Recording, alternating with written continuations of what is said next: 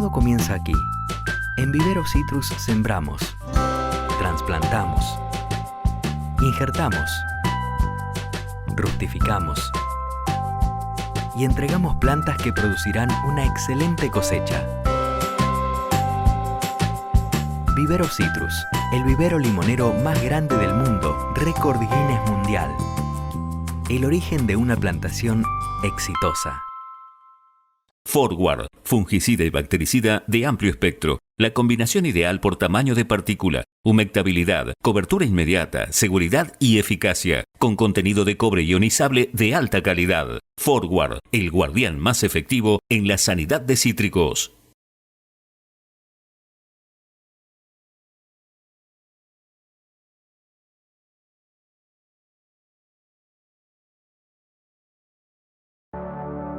...1913... en una pequeña ciudad de Japón, con el fin de resolver los problemas ambientales causados por la explotación de las minas de cobre y apoyar el crecimiento de la producción agrícola local, nace Sumitomo Chemical. Luego de más de 100 años, sigue trabajando con el fin de promover el bienestar, ofreciendo soluciones sostenibles para la producción de alimentos y la salud de la sociedad. La tradición, la innovación y la sustentabilidad hacen de Sumitomo Chemical la cuarta empresa en innovación y patentes de agroquímicos a nivel mundial. En el mercado agrícola, es una empresa híbrida que combina innovación tradicional con innovación biológica. Sumitomo Chemical tiene los mismos objetivos que al nacer: lograr mayor productividad de los cultivos y cuidar el medio ambiente, porque las tradiciones se escriben día a día y duran para siempre. Bueno, vamos a reiniciar la jornada. Ahora vamos a dar lugar a la exposición del ingeniero Antonio Lobato. Muy buenos días, Antonio. Realmente un gusto y un privilegio, un lujo poder contar con su presencia, con su aporte. Creo que es un técnico muy reconocido. Queremos agradecer nuevamente a la empresa Nutriterra por este aporte, realmente es muy valioso. Para comentarles muy brevemente, el ingeniero Lobato es agrónomo titulado en la Universidad Católica de Valparaíso,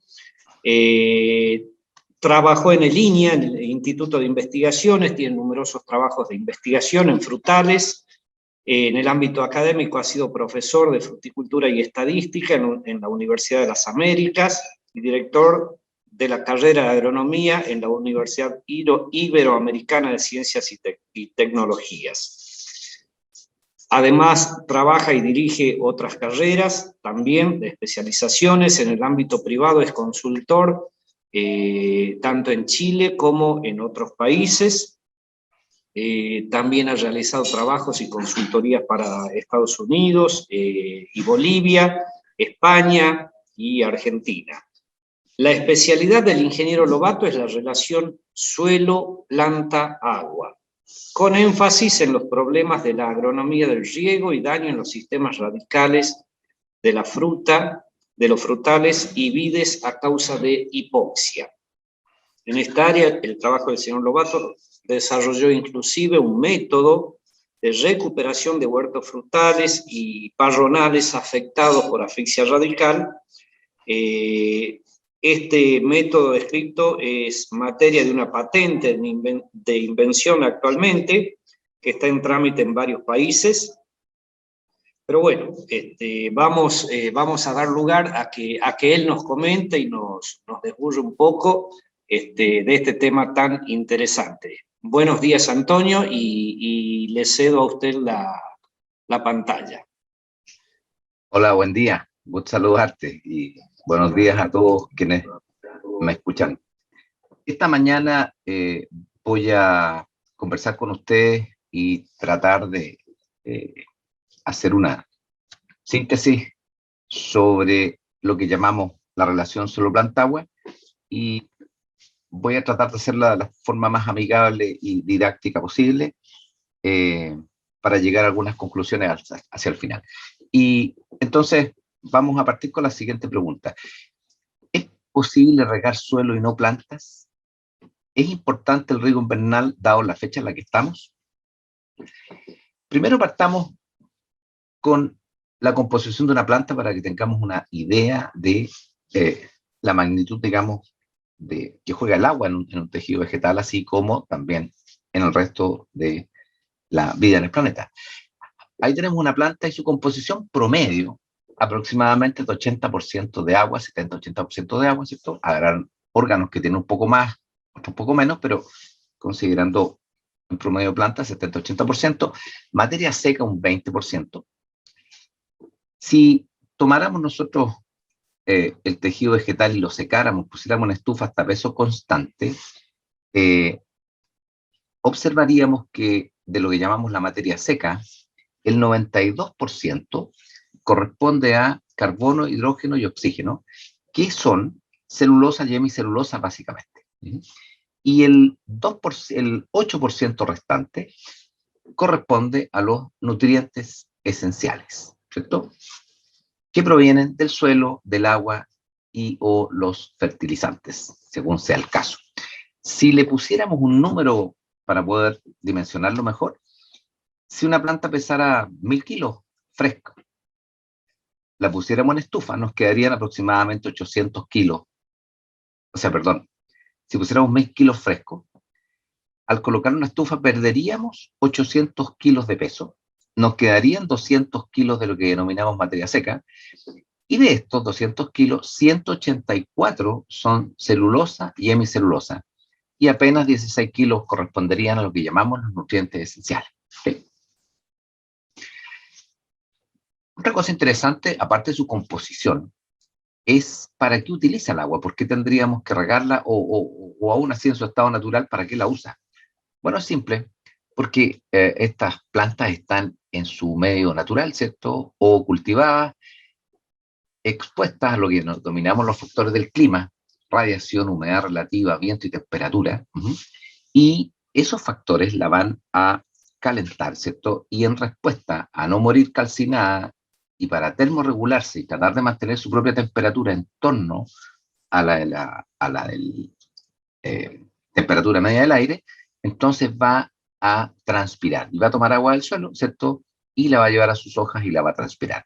Lo interesante de este proceso es que de cada 100 litros aproximadamente que una planta toma del suelo, 98.5 los transpira y 1.5 litros aproximadamente los utiliza en lo que denominamos procesos fisiológicos. Eso significa que uno podría pensar que de la cuenta de la luz de quienes riegan tecnificadamente, 98,5% de esa cuenta terminó en la atmósfera, o que de cada 100 litros que usamos, 98.5 se fueron a la atmósfera en forma de vapor de agua. Ahora, estos procesos fisiológicos son básicamente crecimiento vegetativo, crecimiento reproductivo y la fotosíntesis, por supuesto. O sea, uno podría concluir hasta en este punto en que las plantas son muy ineficientes desde el punto de vista del uso del agua, pero es como funcionan y hasta aquí no tenemos mucho que hacer respecto de eso. Ahora, ¿qué pasaría si entráramos a la punta de la flecha donde ustedes pueden ver ahí? Si entráramos y nos miniaturizáramos, ¿qué habría ahí? Bueno, primero voy a construir el agua en el suelo y después la vamos a usar. ¿Ah? Esa sería una partícula de suelo con propiedades coloidales, es decir, tiene carga eléctrica, pequeño tamaño, ¿cierto? Alta superficie específica, y está completamente seca. ¿Okay?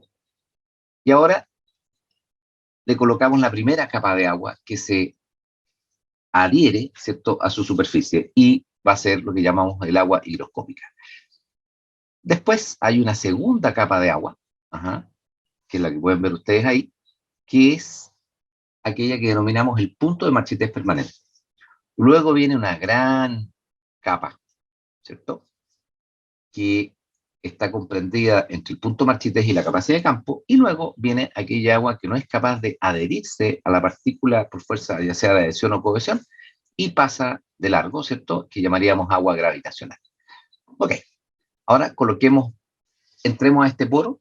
Como lo pueden ver, esas 4 partículas son intersticios del suelo, donde pueden ver la porosidad gruesa, el aire, el agua moviéndose y todas las zonas azules, agua en los microporos. Entremos ahí y veamos qué es lo que hay. Nuevamente tenemos lo mismo, ¿cierto? Es un corte eso.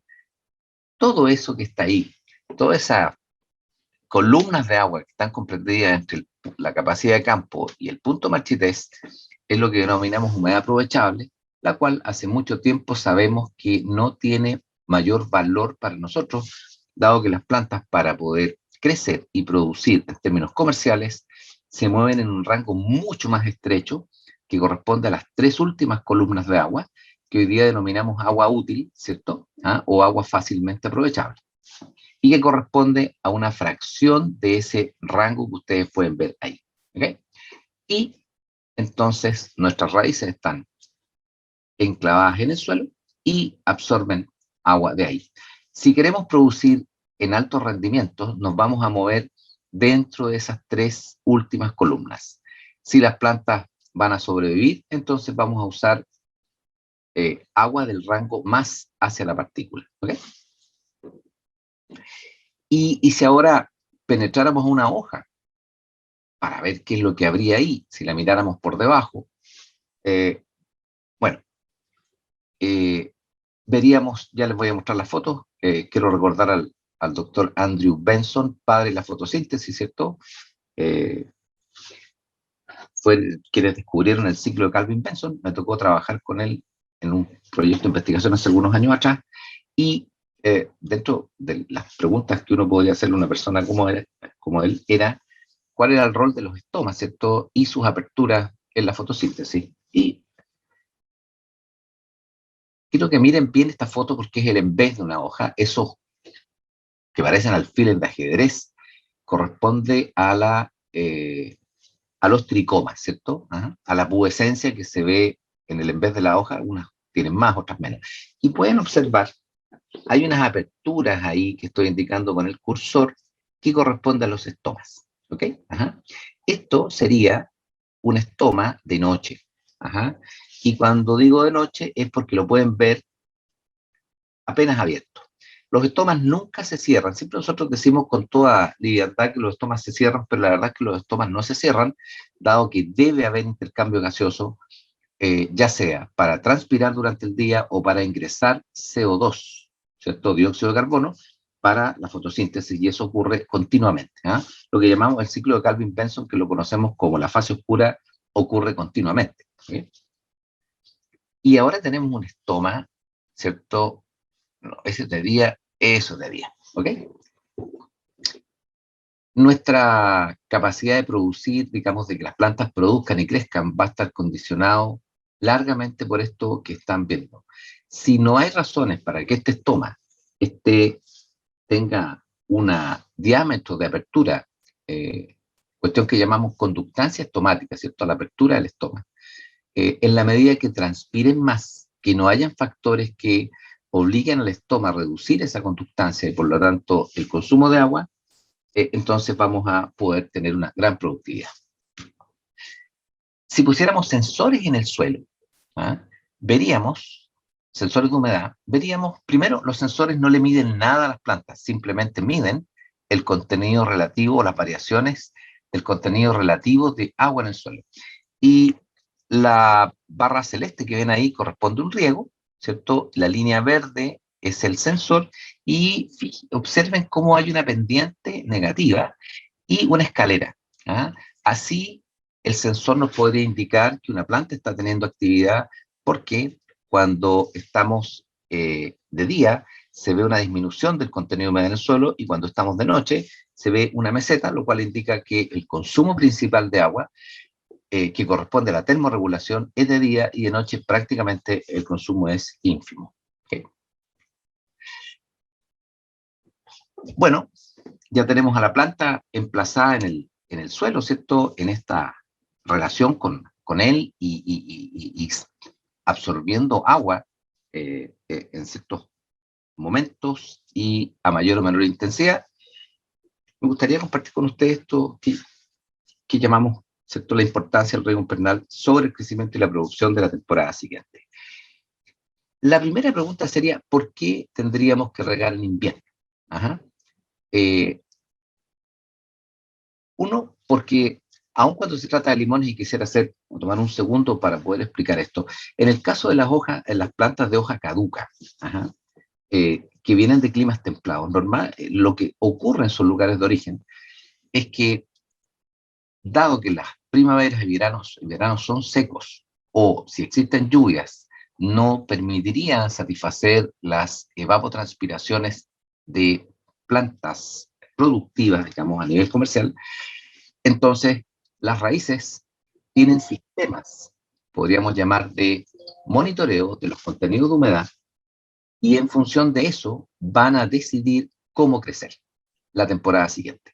Es así que en estados naturales, cuando los inviernos son lluviosos y el suelo se moja generosamente, siempre hay más crecimiento y más producción que en aquellos que son inviernos más bien secos, donde el suelo se moja parcialmente. ¿Qué ocurre en el caso de los limones?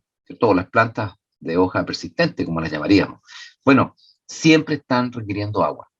Siempre será menor, todo lo que ustedes quieran, pero siempre están funcionando, y la pregunta sería, ¿por qué yo podría, o sea, qué pasa si yo no las riego en un periodo en el cual las lluvias son absolutamente deficitarias respecto a los balances hídricos? ¿Qué ocurriría desde las raíces, por ejemplo, al momento de brotar? Bueno, las raíces, como aparece en el cuarto punto, crecen ininterrumpidamente, el tercer punto. Para que crezcan debe haber un poquito de agua, aire, ¿cierto? Y temperatura del suelo superior a 7 grados. Si esos factores están presentes, las raíces nunca dejan de crecer. Y en la primavera, ¿cierto? Cuando se reanuda la actividad, el transporte de citocininas desde las raíces hacia la parte aérea, si bien no activa la brotación, ¿cierto? Lo que sí hace, y es fundamental, es que participa de manera muy importante en las conexiones vasculares entre las yemas a brotar, ¿cierto?, en las ramillas. Y eso se traduce en uniformidad y evolución fenológica pareja. ¿Ok? Y en el último punto, como les decía, las plantas tienen estos mecanismos a través de los cuales van a poder evaluar cuánta agua tienen disponible para poder crecer y producir, y en función de eso deciden cómo van a hacerlo. ¿Okay? Entonces, dicho en simple, si tuviéramos dos plantas exactamente iguales, la de la izquierda es una que pasó por un invierno sin lluvia, ¿cierto? Ya sea porque esté en una zona que no llueve o porque estoy en una zona que llueve y llovió poco.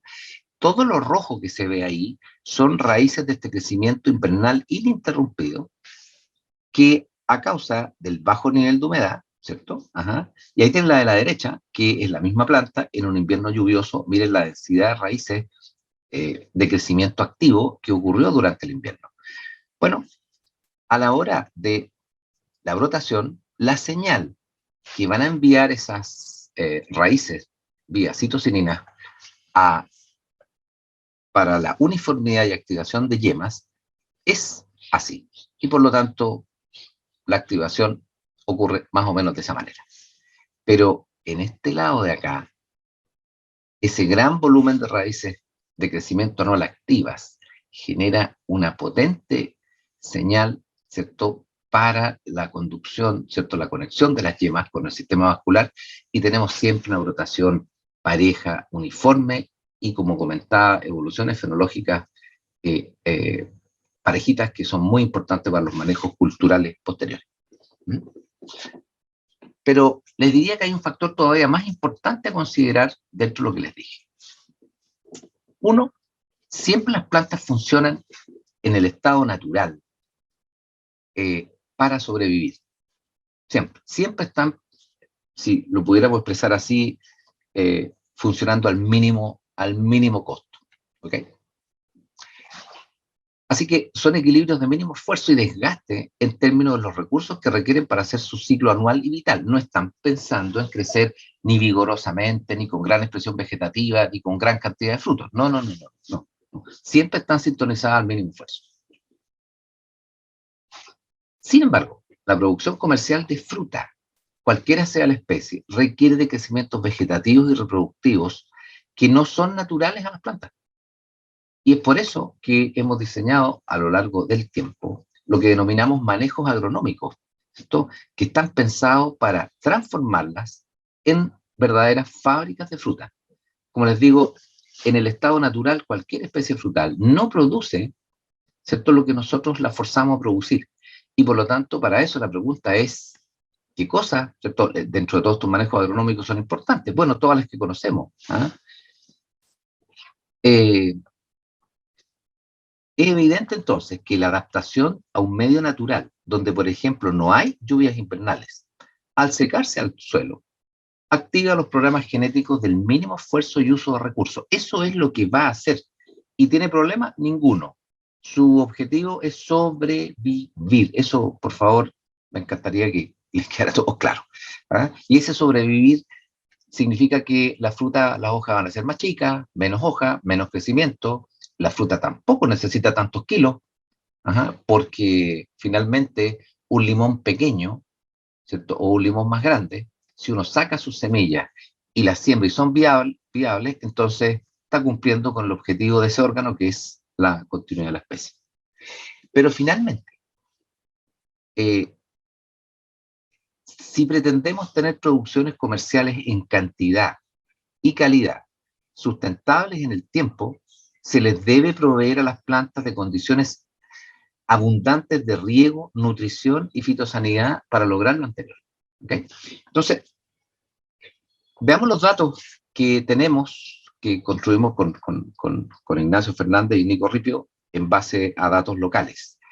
Lo primero, tenemos en la curva azul, ¿cierto?, la evapotranspiración potencial de la localidad de Lules, ¿cierto?, mes por mes. Y abajo tenemos la evapotranspiración del limón, ¿cierto?, con un K sub C 0,50 para los meses invernales y 0,60 para el mes de septiembre. Y eso incluye a una eficiencia de aplicación de agua de 90%, pensando en que serían milímetros de agua que pondríamos vía riego. Lo voy a volver a explicar más adelante, pero el invierno indica que respecto a la demanda hídrica tenemos un déficit de 267 milímetros. Ahora, cuando digo un déficit, de nuevo la pregunta es, ¿esa planta podría no recibir ni una gota de agua durante el invierno y volver a brotar en la primavera? Pero es una planta que, ¿cierto?, con el volumen de suelo seco que tiene, va a estar condicionada a crecer y producir al mínimo esfuerzo, ¿cierto?, dado que salió de un invierno con poca agua. Estas son las lluvias de cada uno de esos meses, ¿cierto? Tomamos datos del 2020. 8 milímetros en mayo, 16 en junio, 7,1 en julio, agosto lo mismo, septiembre nada. Y ahí tienen las demandas, ¿cierto?, de ETC brutas, mes por mes, y pueden ver los deltas que hay entre los requerimientos del balance hídrico y el aporte de las lluvias. Y acá tiene una tabla donde está construida factor por factor las demandas, las precipitaciones y los déficits. Consideramos a las lluvias, cosa que voy a demostrar más adelante que no es verdad, pero aquí voy a considerar que esos 39 milímetros que caen en esos 5 meses, se los imputamos directo al balance hídrico, es decir, a los 297 milímetros o 2.970 metros cúbicos de requerimiento, simplemente le restamos los 39. Aún así, hay 2.950 metros cúbicos por hectárea que son déficit directamente. Insisto, por favor, no me malinterpreten, déficit respecto al propósito. A la luz de tener limones en secano, claramente pareciera que en las zonas donde no llueve en invierno y que después brotan y producen, es posible no tener riego en ese periodo, pero la pregunta es otra. vamos a ser capaces de llegar a 80, 100 o 120 toneladas por hectárea, ¿cierto? Que es o son los rendimientos que conocemos de plantas bajo manejo cultural intensivo, dentro de ellos el agua. Esa es la pregunta. Ok, así que entonces si distribuyéramos, ¿cierto? La tabla anterior, a través de los meses sería más o menos así. ¿Ok? Ahora, ¿qué ocurre cuando comienza el periodo de lluvias? Si no se ha regado en invierno, ¿es fácil mojar el suelo? ¿Cuánta agua se requiere para llevarlo a capacidad de campo, además del consumo de las plantas si salió seco el invierno? ¿Qué quiero decir con esto? Que si en la primavera digo, vamos a mojarlo, bueno, está perfecto, pero se requiere una cantidad de agua para mojar el suelo y otra para la demanda de las plantas. Veamos esto que se llama repelencia al agua o hidrofobidad. Esa es una partícula de suelo y la mancha que ven corresponde a lo que denominamos genéricamente la materia orgánica, que no es otra cosa que ácidos orgánicos, complejos orgánicos minerales. Y de izquierda a derecha, mientras mayor es la cantidad de materia orgánica que tiene un suelo, entonces estamos todos contentos porque dentro de las propiedades que van a mejorar, ¿cierto? Son las propiedades físicas, ¿cierto? Mejor agregación, mejor estructura, mejor aireación, mejor permeabilidad, mayor capacidad de retención de humedad. ¿De dónde proviene esa materia orgánica? O esos ácidos orgánicos, como más correctamente denominarlo. Provienen de la descomposición de las propias plantas, raíces, ¿cierto? Hojas, restos de poda, depósitos microbiales, exudado de las propias raíces, poblaciones de hongos y enmiendas. Así que eventualmente las hicimos. Ahora, entremos digamos, vamos a esa mancha y miremos cómo es un ácido orgánico. Ahí está, se los presento. Esa es la estructura de lo que llamamos materia orgánica. Y tiene una característica esto. Es una molécula químicamente anfifílica. Eso significa que por una cara no tiene cargas eléctricas y por la otra sí las tiene y son cargas negativas. Lo cual permite que cuando nosotros reguemos o llueva, el agua se adhiera a la superficie cargada eléctricamente negativa. Entonces, eso explica por qué la materia orgánica contribuye a la mayor capacidad de retención de humedad. Sin embargo, cuando el suelo se seca, estos ácidos orgánicos sufren un cambio en su estructura tridimensional y comienzan a curvarse. Y se curvan de forma tal que la cara que tiene carga eléctrica capaz de adherir agua, queda encapsulada y por lo tanto lo que se expone, la superficie que queda expuesta al agua es aquella que no es capaz de retenerla y la repele. ¿Ok? Entonces, si nosotros tuviéramos una partícula de arena o limo, ¿cierto? O arcilla si quieren, y las empezamos a enriquecer con materia orgánica, tendrían que imaginarse como que le colocamos unos alfileres. ¿Ok? Ajá. Y ahora, cada uno de esos alfileres, que es un ácido orgánico, es capaz de retener agua en una de sus caras. ¿Ok? Sin embargo, si el suelo se seca, esto ahora se ve aproximadamente así. Ajá. Y no es capaz de retener agua. Por el contrario, la repele. Tienen en la foto izquierda un cuadro de un pasto que es plano y que cada centímetro cúbico de él, cada centímetro cuadrado, perdón, de él, recibió agua con aspersión, que equivaldría a una lluvia. Y observen cómo el agua va resbalando encima como si fuera aceite. Ajá. Y no penetró. Esto es un video que hicimos que hizo Ignacio Fernández de una plantación de arándanos en Tucumán, donde la pregunta del productor es ¿por qué si riego y tengo un sistema sofisticado de riego, las plantas parecieran tener, ¿cierto?, un síntoma de que siempre no crecen bien y pareciera que le faltara agua? Tomamos una planta, la sacamos del propio camellón, se puso en este contenedor y espero que el video funcione, ¿cierto?, para que vean lo que ha ocurrido.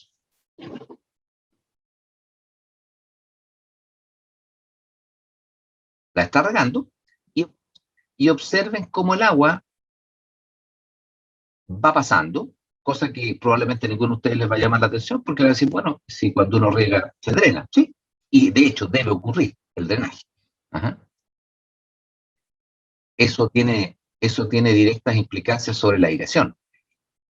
Pero lo que va a ocurrir es que el agua que tenía en la botella es la misma que quedó ahora en el fondo del contenedor. Miren qué va a ocurrir ahora. La va a sacar y observa.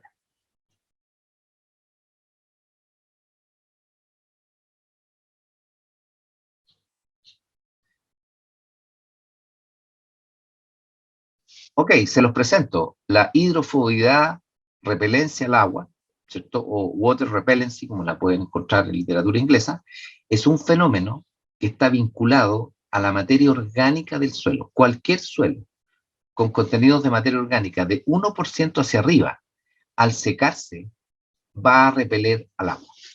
Ok. Hicimos otra pequeña experiencia. Tomamos 2 macetas, ¿cierto?, con sustrato de propagación y las secamos completamente y las pusimos arriba ¿cómo se llama?, de una balanza, y pesaron 1.48 kilos de sustrato seco. Tomamos la maceta, la sumergimos en agua tal como la ven en la foto del centro, por 24 horas sumergida. Después la dejamos drenar otras 24 horas hasta que no cayó ni una gota más de agua, y la colocamos nuevamente en la balanza y pesó 3 kilos, con lo que da cuenta de la gran capacidad de retención que tiene ese sustrato. Pero hay algo que esto no está diciendo, y es si fue fácil o difícil que se mojara, ¿cierto? O sea, podríamos decir que la obligamos a mojarse. Pero veamos qué pasa ahora con la misma maceta seca, con su hermana gemela, regada con una regadera, litro por litro. Le tuvimos que colocar 10 litros de agua a la maceta, sucesivamente. Pasaron de largo 8,5 litros. Se drenaron, pasaron de largo, para recién lograr mojarla. Es decir, tuvimos que colocar 6.7 veces más agua que la que le cabía. Y ustedes dicen, ¿qué pasó con esa agua? Se perdió simplemente, ¿cierto? ¿Y por qué? Porque fue el costo de rehidratar esos ácidos orgánicos, ¿cierto?, para dejar que el suelo se moje. Implicancias de esto. Bueno, ya las vamos a ver. ¿Cómo podríamos ver esta hidrofobia también? Cuando tienen esos verdines, van a observar que el agua chorrea por encima como que fuera aceite. Los suelos normalmente tienen estas estructuras laminares superficiales, que es como un revoque, ¿ok? Que sería un impedimento físico que siempre está colonizado por estos verdines. También, si entramos bajo la canopia de un frutal, y particularmente de limones, veríamos que hay una hermosa hojarasca, y bajo ella residuos orgánicos en descomposición, y bajo ella, ¿cierto?, el suelo mineral, que tiene una componente importante de materia orgánica, que funciona todo esto como un mulch que está constantemente entregando ácidos orgánicos a lo largo de los años. Pero lo que quiero que piensen es que tenemos nuestro suelo, por así decirlo, protegido con esta virtuosa capa orgánica, pero que nos puede hacer un par de cosas no menores respecto a la capacidad de mojarse. ¿Cómo demostrar si esto y la magnitud de las lluvias realmente, y aquí nos fuimos directamente al periodo de lluvia, nos salimos del invierno, dijimos, ¿cómo demostramos a los productores, y estos son ensayos hechos en Tucumán, que no está ocurriendo lo que ellos piensan? Así que pusimos esos plásticos negros en varios lugares dentro de una finca para evitar que la lluvia penetrara y lo mojara. Y un pluviómetro en el medio de la calle para que recibiera el agua de la precipitación de la lluvia. Y bajo la canopia pusimos 4 pluviómetros en 4 puntos cardinales bien distribuidos, ¿cierto?, para ver si existían diferencias entre cuánto caía en la calle y cuánta agua caía bajo la canopia. ¿Qué nos encontramos? empezó a llover, esto lo hicimos el 2019, empezó a llover el 11 de septiembre, fue la primera lluvia, muy poquito, y el 14 de octubre ya tuvimos una lluvia de 52, y tuvimos una lluvia importante de 80 el 6 de noviembre, y así. Ok, ¿qué hicimos ahora? Después de eventos importantes de lluvia, destapamos los plásticos, hicimos calicata y también bajo la canopia. ¿Y qué encontramos? Bueno, a esa fecha, fíjense, a la fecha hasta mediados de diciembre, habían caído 284 milímetros en el pluviómetro exterior y 155 bajo la canopia. Y si se fijan, los promedios de agua, cuando el 14 del 10 cayeron 52 milímetros afuera, fueron 30 dentro. Y cuando cayeron 80, el 6 de noviembre, cayeron 32 adentro. Es decir, nunca se mojó más de 30 milímetros, aun cuando tuvimos esas hermosas lluvias de 80. ¿Okay? O sea, la precipitación efectiva bajo las canopias, digamos, con esos datos fue un 54% respecto a la calle, la mitad. Esa corresponde a el mojamiento en la calle. ¿Estamos? En la calle, sin plástico. Después de 52 milímetros de lluvia que cayeron en 24 horas. Y ya teníamos a la fecha, ¿cierto?, del inicio de la lluvia, 63 milímetros acumulados. ¿Cuánto se mojó en el lugar más favorable del suelo? 15 centímetros, y no están a capacidad de campo. ¿Y qué pasó bajo el plástico? Nada, está completamente seco y era el objetivo, ¿cierto?, para la comparación. Lo interesante es que ocurrió bajo la canopia ahora. Ahí están los pluviómetros. Ahí están los pluviómetros. Y pueden observar, ¿cierto?, la variación que hay, que tiene relación directa con cómo se mueve el agua a través de las hojas, ¿cierto? Pero tuvimos 31 milímetros de 52. Esta es la secuencia total del año. Entre el 30 de enero y el 16 de febrero ya teníamos 908 milímetros y el suelo recién se comenzó, al parecer, a mojar. Esperen un segundo que hay... Perdón, aquí se me metió un duende aquí porque hay una parte que no mostré. Les pido mil disculpas, porque hay una parte que no está... Era muy importante que se las mostrara, que es la evolución, ¿cierto? Un segundo. Es la evolución de eso.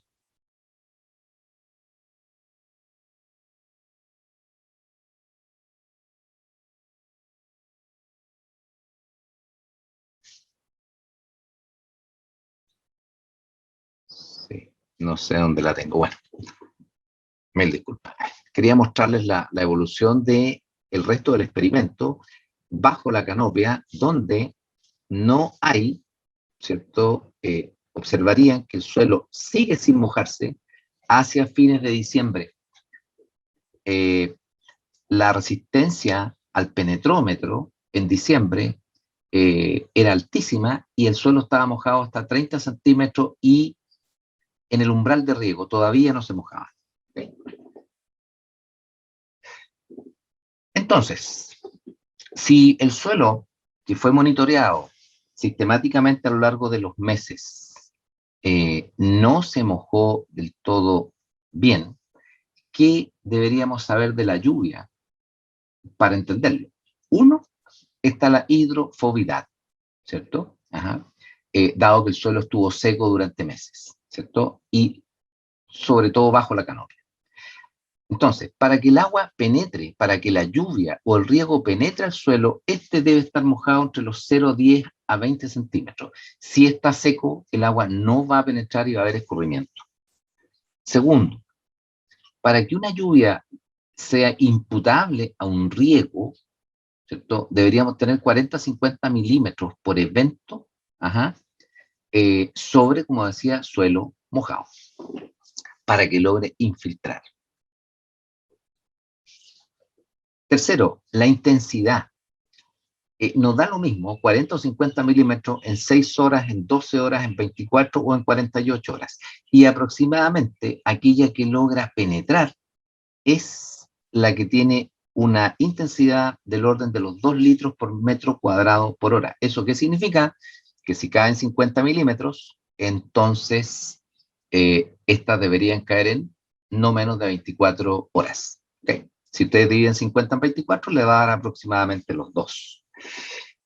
Y dado que la lluvia no es 100% eficiente, de los 50 milímetros que se caen, debo descontar. Hay trabajos australianos que han estimado y con bastante precisión, bajo sus condiciones, la eficiencia de la lluvia y no superaría el 70%. Pero si tenemos pendiente hidrofobidad, alta intensidad, podría ser que esos 50 milímetros terminaran por no significar nada. ¿Okay? Entonces, bajo condiciones óptimas de un evento de 50 milímetros que cumpla con todos los requisitos que están hacia arriba, no tendríamos más de 35 milímetros efectivos, pero eso sería considerando suelo abierto y desnudo. Pero ustedes ya ven que la canopia de las plantas funciona como un paraguas y la superficie cubierta, ¿cierto?, directa, es más de la mitad de la superficie física. Por lo tanto, deben considerar que cada lluvia, entonces, hay una parte que cae, una pequeña parte que cae directamente a la calle, y las otras son es agua que las hojas van botando hacia la superficie, hacia la entrilera, y la menor proporción cae directamente bajo el área de la copa. Bueno, cuando entonces el suelo, al no recibir agua y las plantas se la van tomando, se empieza a secar el suelo. Ese secado hace que entonces se empiece a contraer, sobre todo aquellos que tienen, ¿cierto?, fracciones más altas de arcilla, ¿cierto?, en el rango franco-arcilloso, pero va a ocurrir con cualquiera. Esos agrietamientos, producto que el suelo se seca, generan lo que llamamos flujos preferentes. Primero se transforman en estructuras ¿cierto?, o grandes terrones inexplorables por su alta resistencia. 2, las raíces van a crecer entre medio.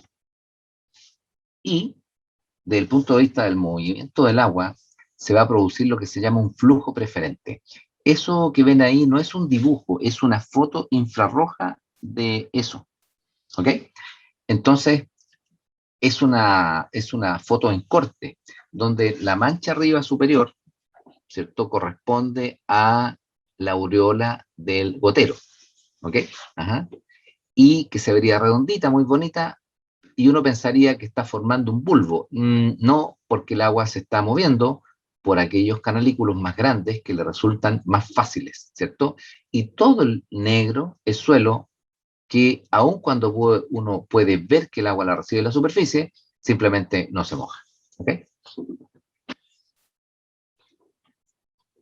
Volvamos por un segundo a nuestro suelo, que salió seco del invierno, ¿cierto? Porque las plantas se consumieron esos 2.000 metros cúbicos aproximadamente que conversamos. Y entonces, ¿cuánta agua le cabría si tuviéramos que llenarlo? Ya vemos que la lluvia no tiene el efecto que pensábamos que tenía. Y entonces, si sale, pierde mucha agua, ¿cierto? Ajá. Y estamos en primavera y decimos, acabo de darme cuenta que en realidad salió seco, llevo 5 meses sin recibir una gota de agua, entonces quiero mojarlo y a la vez satisfacer la demanda de agua de las plantas. Ahí tenemos distintas clases texturales a profundidades de 1, 2, 2,5 y 3 metros.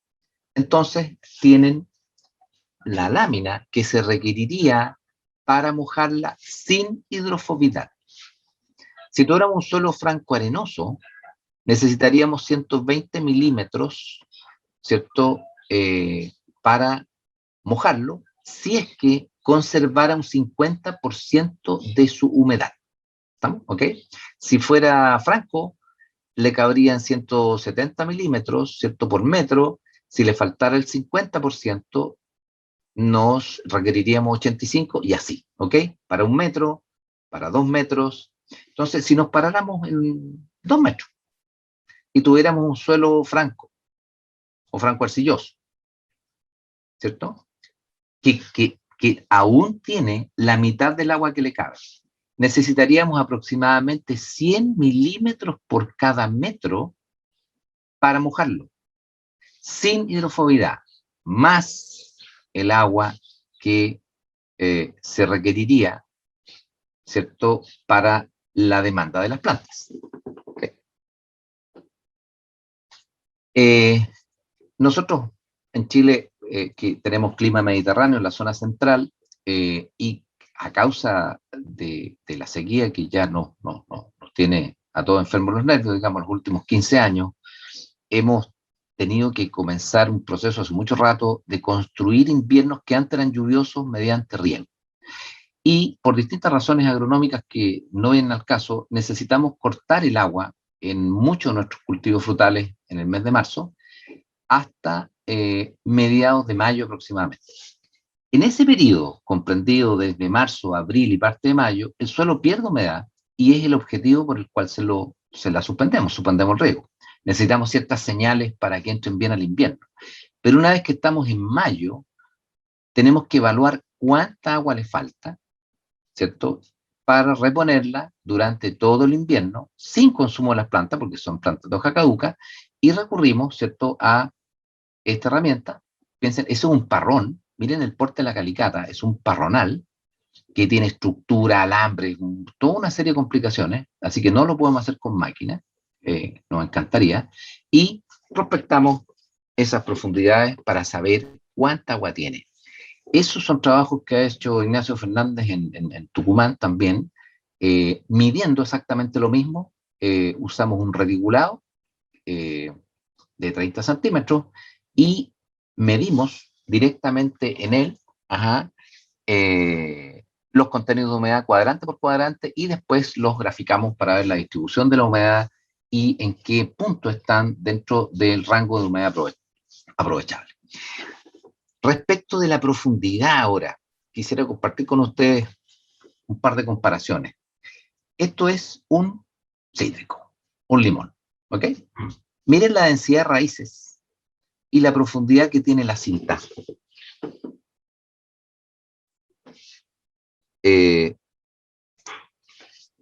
Para tener una vista un poquito más clara,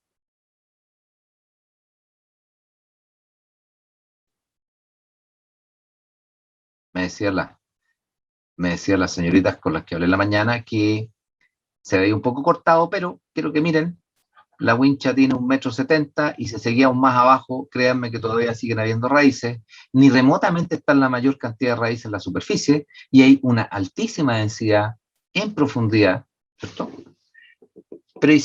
Pero dicen que son superficiales. Sí, podrían ser superficiales si es que las preparaciones de suelo se realizan precariamente. Y sí, es verdad que podríamos tener limones con sistemas radicales tan superficiales como los que ven ahí. Y si fuera una vid, bueno, también podría ser superficial como esa, si preparamos mal el suelo, pero podría ser tan profundo como eso, y más.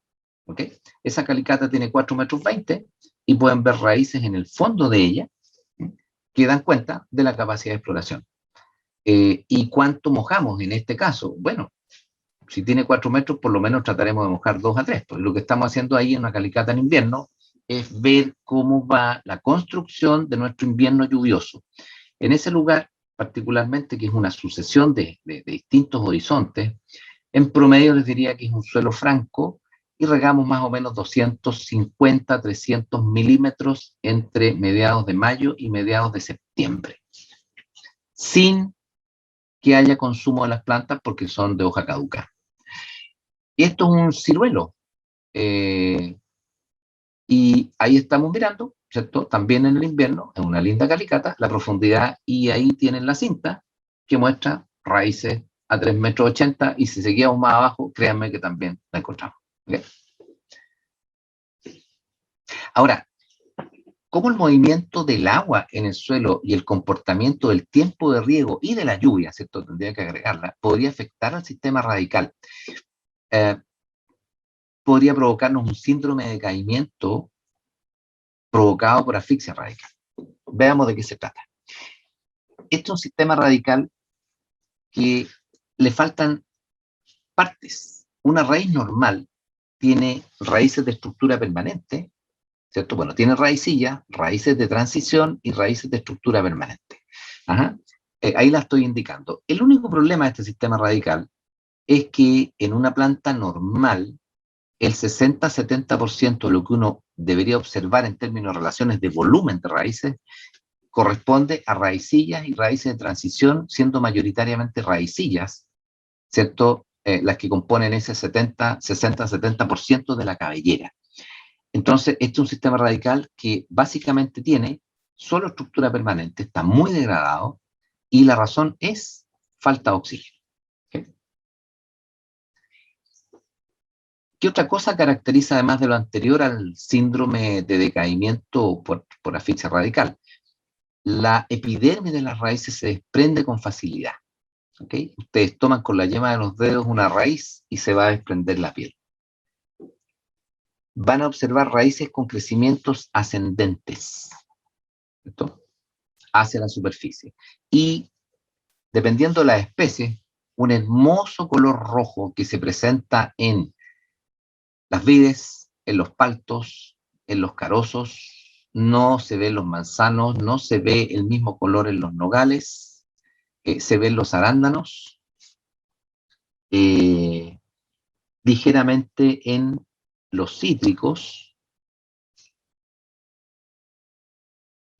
La intensidad del color, ¿cierto? Porque una raíz, cuando uno pela la epidermis, saca la epidermis, es blanca. Y ese color rojo es una respuesta al estrés anaeróbico. ¿Okay? Y hay una especie que siempre tiene las raíces rojas, que se las voy a mostrar a continuación, a ver si la reconocen. Perdón, además quiero acotar que la intensidad del color tiene que ver con los años de daño. Pero esa es una raíz normal. Es una raíz sana, normal, donde las relaciones de aire y agua en el suelo son absolutamente favorables a su desarrollo. Y eso que ven ahí es una raíz de sauce. Ajá. Las raíces de sauce no son rojas cuando están en el agua.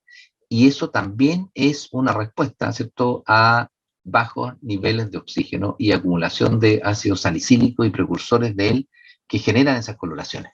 Pero el sauce está adaptado para vivir ahí, el agua se mueve y por lo tanto tiene oxígeno disuelto, y entonces por eso que tiene una cabellera que no se vería en un frutal con esa cantidad de oxígeno. Con todo cariño, necesitamos algunas habilidades de las mujeres para hacer algunas evaluaciones en el riego a nivel de suelo, y quisiera destacar un par de cosas de ellas con todo cariño, para las damas que me escuchan.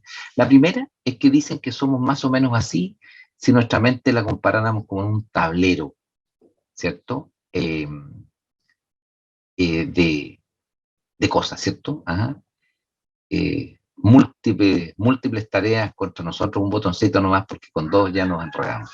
Pero la que más me interesa es esta.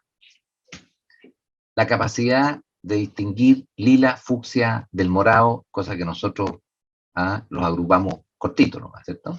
Bueno, ¿por qué esto es importante? Porque al mirar un perfil de suelo, cada vez que pregunto qué color es este, los hombres dicen oscuro, y yo que sepa, el oscuro no es un color, ¿cierto? Pueden ver acá tres colores: un gris en el primer horizonte, un café o pardo clarito y abajo medio blanquecino, ¿cierto? Que es el mismo suelo que está seco. Ok. ¿Qué provoca coloraciones grises en los suelos? La reducción del hierro cuando falta oxígeno, cuando hay anoxia, cuando los poros están llenos de agua, entonces el hierro se reduce a hierro 2 y genera estas coloraciones rojizas, y también olores y gases propios de la anaerobiosis, como metano, acetaldehído, entre otros. ¿Okay? Bueno, esa es una viña en Mendoza. Esto es un huerto de arándano, que pueden ver ustedes, hay una franja gris, hermosa, a cierta profundidad. Y esto es un limón en Tucumán, con una hermosa zona grisácea en los primeros 30 centímetros, 20-30 centímetros. Y ahí tienen otra, también de limones en Tucumán. No es negro por la materia orgánica, está hediondo, tiene mal olor y las raíces no existen. Y es claramente plomo a grisáceo. ¿Okay? Y ahí hay otra. Donde está el cuchillo, pueden ver un color plomo grisáceo y las raíces todas encima. Ajá. ¿Qué puede provocar esto? Dos cosas. Uno, un riego de tiempos insuficientes que se acumulen superficialmente, saturando el espacio poroso, y en la medida que eso se hace una constante, entonces no tenemos oxígeno. Lo otro, también, es que el suelo no haya sido correctamente preparado y nos encontremos con una zona endurecida que nos deja pasar el agua. No es que sea impermeable necesariamente, pero los tiempos de residencia del agua sobre esa estrata exceden a la capacidad o la tolerancia de las raíces a la anoxia y van a generar este problema. Ahí tienen una raíz que está sobre una losa dura, pueden ver unos colores grises, ahí ciertos grises, y raíces creciendo hacia la superficie. ¿Ok? No es impermeable, como les decía, pero el problema es que el tiempo que el agua está ahí, antes de bajar, excede la tolerancia de una raíz y por lo tanto esa raíz se arranca. Sin embargo, el suelo que está ahí, en este caso, es el mismo que está abajo. Así que podríamos imaginarnos que los poros a través de los que se mueve el agua arriba de la losa son de ese diámetro y los que están en la losa son de ese diámetro. Ajá.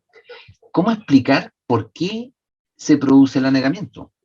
Bueno, si recurriéramos a esta pipeta con agua azul, miren lo que va a pasar cuando le saquen el dedo y la columna de agua comienza a bajar.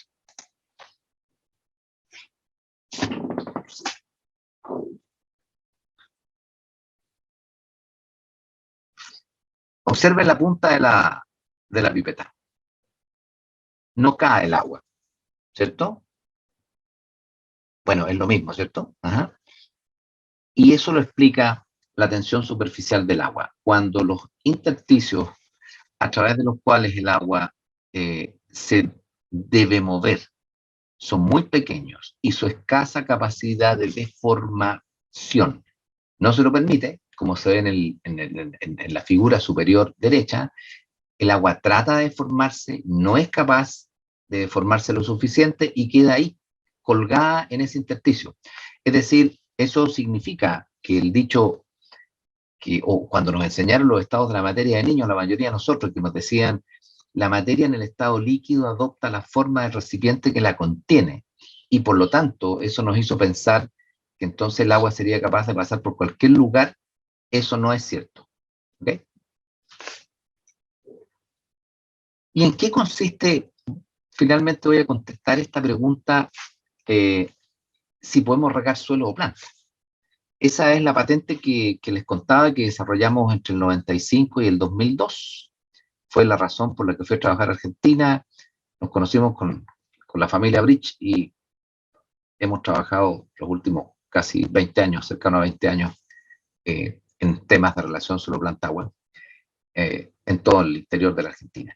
Bueno, la patente está vigente, ¿cierto?, en Estados Unidos y en Chile. ¿Y en qué consiste básicamente? Bueno, quiero conceptualmente explicárselo. Este es un riego que va a ser una linda foto para mostrarla, digamos, en unos años más, cuando nos digan, ¿cierto?, las generaciones nuevas, cómo podíamos ser tan irresponsables con el uso del agua. Y tendríamos que contestarla que en ese tiempo teníamos agua, y por eso lo usamos así. Pero cuando un productor de fruta riega así, la pregunta sería si él está regando suelo o plantas. Evidentemente el agua siempre para las plantas, así que doy por sentado eso. Pero a lo que me refiero es que este productor, si le pusiéramos una fecha, podríamos decir que regó el lunes de esta forma y va a volver a regar en 10 o 15 días más. Por lo tanto, sería correcto decir que el día lunes que él regó está poniendo el agua del lunes, el martes, el miércoles, el jueves y de los próximos 10 o 15 días. ¿cierto? Así funciona. Ajá. Sin embargo, cuando se desarrolló el riego por goteo en el año 59 en Israel, se desarrolló un maravilloso hardware que corresponde a todo el aparato, ¿cierto? Todos los componentes que permiten llevar el agua contra pendiente, ¿cierto? Y llevarla con alta eficiencia sin pérdidas por conducción y colocarla al pie de una planta. Eso llamemos el hardware. Pero el software decía cómo deberíamos usarlo y qué plantearon. Que habría que regar constantemente todos los días, porque las plantas toman agua todos los días, pero entonces la frecuencia sería una constante, pero con tiempos variables en función de la época del año y la demanda de evapotranspiración. Ok. ¿Qué es lo que sabemos desde la fisiología? Que cuando las plantas, las raíces están explorando zonas secas o llegaron a lugares y tomaron el agua y se secó, más bien, que sería lo correcto, entonces van a enviar señales de ácido abscísico que están hacia la derecha y que van a afectar a la conductancia estomática. Y si es que están anegadas, van a producir precursores de etileno, ¿cierto? Que el etileno, en el estricto rigor, lo necesita para su crecimiento, pero como no hay oxígeno, estos precursores del etileno suben, llegan, ¿cierto? Son transportados vascularmente, llegan a las hojas y también provocan una reducción dramática de la conductancia estomática. Por lo tanto, los síntomas, tanto de falta de agua por suelo seco como de anegamiento, son los mismos: estrés hídrico. ¿Ok? Bueno, pero volvemos a lo mismo. Si una planta vive sobre suelo seco, entonces sobrevive, funciona al mínimo costo energético, ¿cierto? Y crece poco, tiene hojas chicas, coriáceas, frutas chicas. Y si tiene anegamiento, entonces va tempranamente a ser afectada por síndrome de decaimiento. ¿Cuál era el principio mediante el cual estos huertos regados por gravedad, ¿cierto?, podían sobrevivir y nunca tuvieron problemas de asfixia radical? Era básicamente que ponían el agua, ¿cierto?, a grandes profundidades, 1 metro, 2, qué sé yo, de acuerdo a los volúmenes que pusieran. Y ahí ocurrían dos cosas. Llenábamos un gran estanque y por otro lado, ¿cierto?, el agua al bajar, como lo mostraba en la pipeta, cuando el agua va bajando, ¿cierto?, satura el suelo, pero cuando drena, entra aire desde la atmósfera. Y ese fenómeno, ¿cierto?, es el que permite la aireación, es decir, el riego, una herramienta extraordinaria para airear en la medida, ¿cierto?, que el agua logre bajar profundamente. ¿Y cuán profundamente? Como indica la flecha que está ahí, por debajo de las últimas raíces. ¿Ok? Si esto está en 1 metro, será 1 metro. Si 1 metro y medio, será 1 metro y medio, son 50 centímetros. Es muy lamentable porque difícilmente se va a producir comercialmente una raíz tan chica. El primer experimento que hicimos se hizo en este suelo y consistió en lo siguiente. Ese es un parrón absolutamente decaído. Tiene 12 años, está prácticamente el mes de enero. Observen que ya no tiene cobertura de follaje y está regado estrictamente bajo el paradigma de uso del riego por goteo. Alta frecuencia todos los días y tiempos variables en función de la época del año. Bueno, se determinó que ese suelo regado con los goteros requería 14 horas por evento de riego para mojarlo y airearlo. Esa es la fruta, ¿cierto? No los voy a marear, no traje todos los detalles de los experimentos de la patente, pero básicamente quiero que se fijen bien en la canopia y en la fruta, y lo que está aquí es exactamente el mismo parrón. De hecho, si cuentan hacia la izquierda, 1, 2, 3, de la cuarta hilera hacia allá, está regado todos los días, y está regado cada 3 días, ¿cierto? 14 horas cada 3, y el otro está regado 4 horas todos los días. ¿Ok?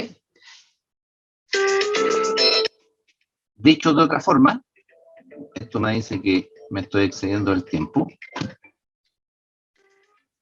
Perdón. 1 minuto más. Observen el crecimiento, la cobertura y la fruta, ¿cierto?, por efecto de la misma agua aplicada diferente. Esta tabla lo ejemplifica mucho mejor. Si tuviéramos, como dice arriba, dos productores que cultivan limón o lo que fuera, en el mismo suelo, en el mismo marco de plantación, la misma variedad y el mismo equipo de riego, uno, el productor A, riega en alta frecuencia. Y a él le dijeron que el día lunes él tenía que regar 3 horas. Inventé los números, pero da lo mismo. 3 horas todos los días que corresponden a 4,5 milímetros de lámina. Ajá. Entonces él todos los días riega 3 horas. El productor B dice, yo entendí que era fundamental mojar el suelo en profundidad para poder airearlo y descubrí que mi suelo, con mis goteros, se mojan con 12 horas. Por lo tanto, él puso 18 milímetros el día lunes. El martes A riega, B no riega. El miércoles A riega, B no riega. Jueves A riega, B no riega. El viernes riega A y también riega B. Y la pregunta es, ¿quién aplicó más agua? Y la respuesta es que ambos aplicaron la misma cantidad de agua distribuida de manera diferente. ¿Ok? En eso es básicamente en lo que consiste lo que les expliqué recién. ¿Ah? El productor B, usando un riego tecnificado, está muy cerca del mundo del riego por gravedad antiguo. ¿Ok? Me quedan 2 fotos, ya termino, les pido las disculpas del caso. Ahí tienen en Limones, en Tucumán, un suelo regado 2 horas, 1,4 milímetros diarios, con una línea simple. ¿Ok? Ajá. Eso es lo que se moja. Goteros de 2 litros y precipitaciones de 0,7 milímetros. ¿Ven el color gris en el centro? Sí. Ahora, ese suelo, pongámosle una doble línea y reguémoslo 24 horas. Antes pusimos, 1,4 con una línea simple y ahora regamos 24 horas con doble línea, con lo que pusimos, duplicamos la precipitación, por supuesto, y observen el mojamiento y la aireación. Eso se llenó de raíces en pocos meses, gracias a que no solo a que cumplimos, digamos, el balance hídrico, no solo que se mojó volumétricamente el suelo bien, sino que también, lo más importante, fue lograr airearlo junto con regarlo. Creo que es mi penúltima foto.